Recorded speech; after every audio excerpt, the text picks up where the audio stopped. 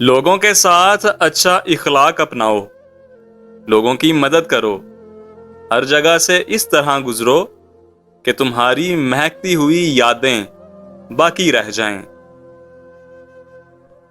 ہم تو اپنے دشمن کو بھی پاکیزہ سزا دیتے ہیں، ہاتھ اٹھاتے نہیں، نظروں سے گرا دیتے ہیں۔ خیال بن کر زندہ انسانوں کے دل میں رہ جانا بھی زندہ رہنے کا ایک طریقہ ہے۔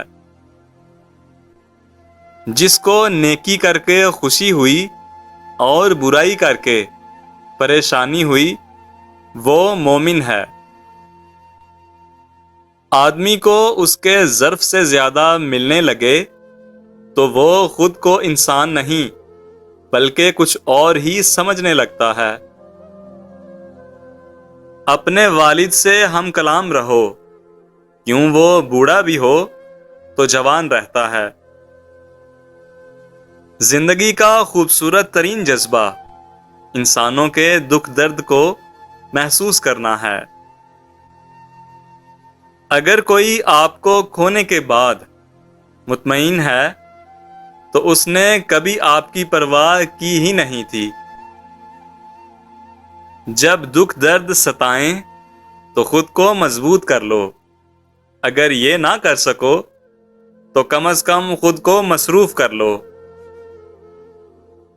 غصہ ہمیشہ تنہا آتا ہے، لیکن جاتے ہوئے اپنے ساتھ اخلاق، ذہانت، عقل، سمجھ اور انسان کی شخصیت کی خوبصورتی بھی لے جاتا ہے۔ زندگی کا خوبصورت ترین جذبہ انسانوں کے دکھ درد کو محسوس کرنا ہے۔ رشتوں کے اندر مخلص رہیں تاکہ رشتوں کو جیا جائے، نہ کہ برداشت کیا جائے۔ چہرے کی بدصورتی تو کسی کو کوئی نقصان نہیں پہنچاتی، مگر خطرناک وہ ہوتے ہیں جو اندر سے بدصورت ہوں۔ سچائی آپ کو عزت دے گی، چاہے تم اس سے ڈرو، اور جھوٹ آپ کو ہلاک کر دے گا، چاہے تم اس سے مطمئن رہو۔ عبادت صرف جائے نماز پر ہی نہیں ہوتی، بلکہ عبادت عاجزانہ رویوں، میٹھی زبان، دھیمے لہجے اور ہمدردانہ رویوں سے بھی ہوتی ہے۔